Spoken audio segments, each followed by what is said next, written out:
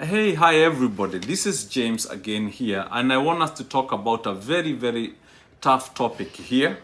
I know it might be very uncomfortable to some of you. We come from the book of Matthew, chapter 11 and verse 25. We are talking about, do the religious leaders get bypassed by the generation Z or those people who are younger than them in the society?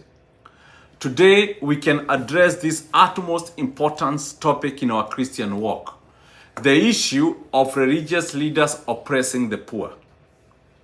Could it be that the religious people are oppressing the poor? As followers of Christ, we are called to be the light in the darkness, to be the voice of the voiceless, and to stand up for justice and righteousness.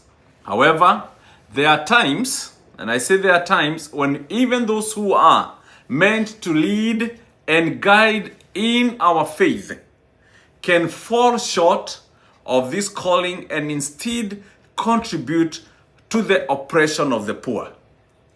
Jesus knew about this.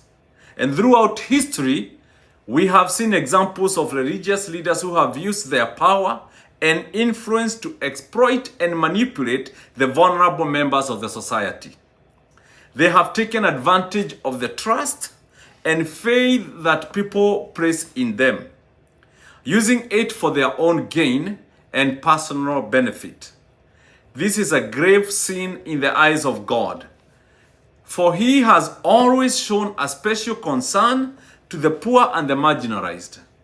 In the book of Proverbs, we are reminded that whoever oppresses the poor shows contempt for their maker.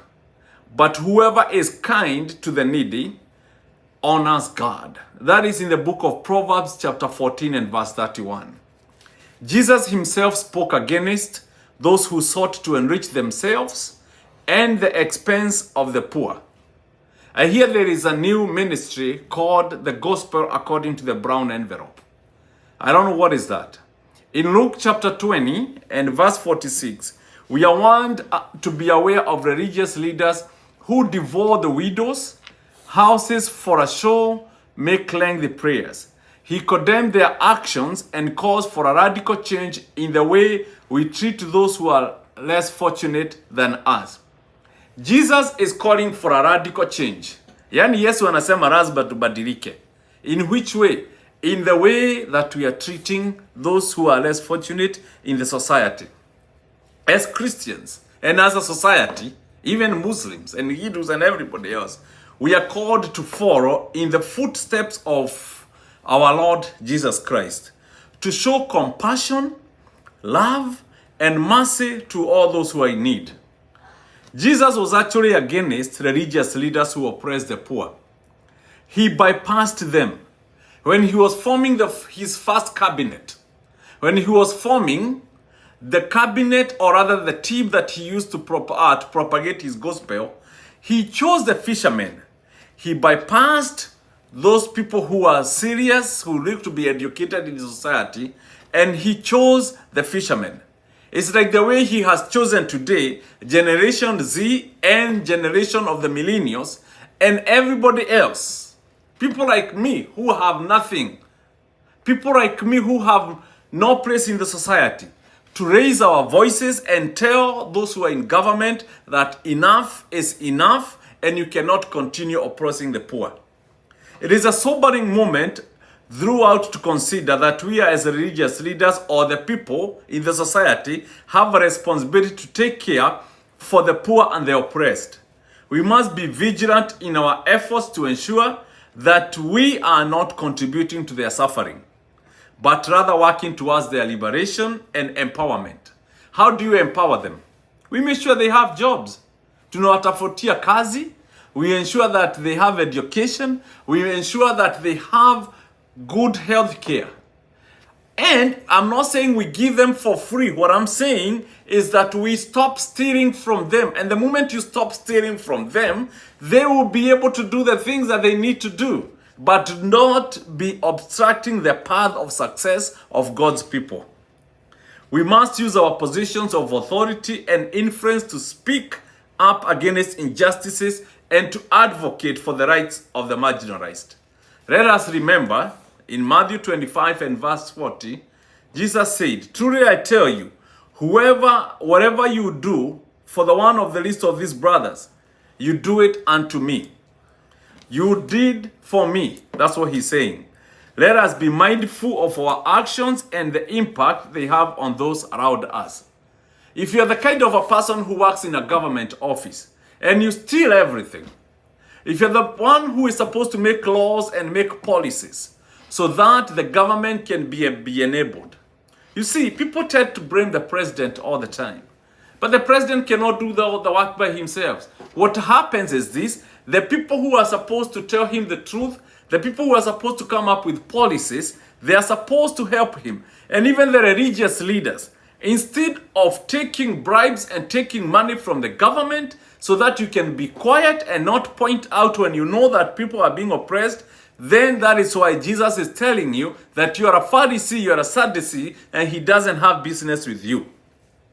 Let us strive to be followers of Christ by showing love, compassion, and mercy to all those who are in need. Those who are low in the society, may God grant us wisdom to be faithful stewards of his word and to stand up for justice and righteousness in our lives. It was very shocking to see that more than 1 million kids can rise up and say enough is enough. They have been observing the churches being used. I hear there is what you call the gospel according to the brown envelope, where all these religious leaders gather together so that they can go and talk to those who are powerful in the government and get money and be quiet about the issues or the evils that are happening in the society. I have an announcement to you. You're not the first one to do that. The Pharisees and the Sadducees were never united before. In spite of their differences, the Pharisees and the Sadducees were never together. But guess what? Their unity were found when they were willing to when they were putting Jesus on trial. They got together in their rejection of Jesus and met in unity in the judgment hall of Pilate and proclaimed, "Crucify him, crucify him." We have seen this, especially in Kenya, where all these religious leaders, they're in their own little corner doing nothing. But when they hear there's an envelope somewhere, they are all united together and they do not speak for the poor. Perhaps we can find a clue as to why they did not do what they were supposed to do.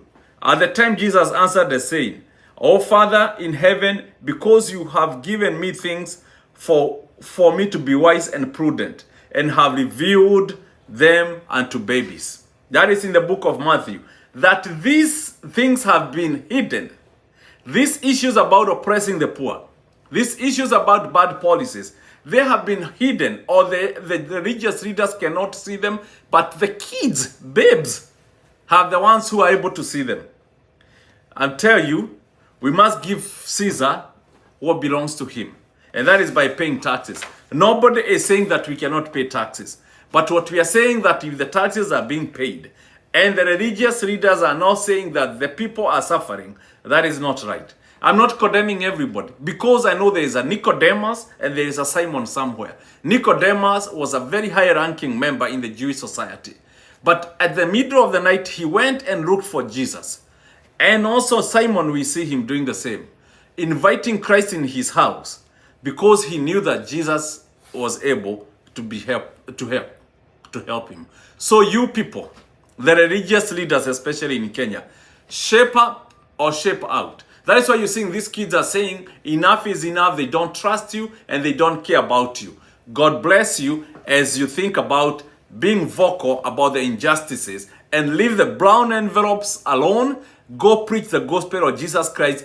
You do not have to have these politicians in their churches. God bless you. This is James, and you can visit my YouTube channel, James for Courage.